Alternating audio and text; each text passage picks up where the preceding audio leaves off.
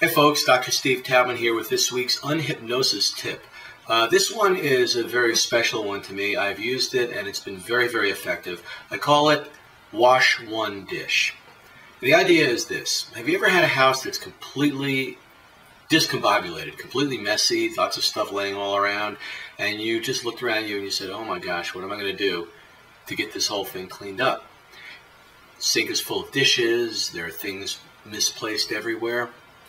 Wash one dish. That means you literally walk in the kitchen, you pick up one dish, and you wash it with no thought whatsoever to what's going to happen next. And here's what you're going to find.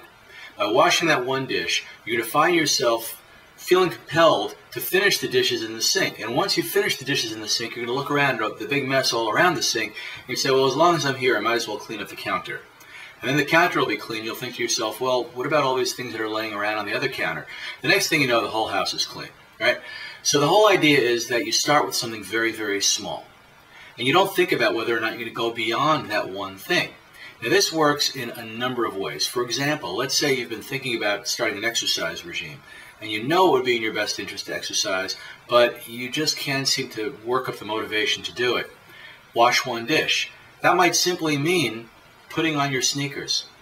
And what will happen is that just by changing your clothes, you might find yourself compelled to take the next step. Maybe go out, take a walk around the block, or maybe do a few push-ups, or whatever it is. But each of these things is going to lead to the next. And as they say, inch by inch, it's a cinch.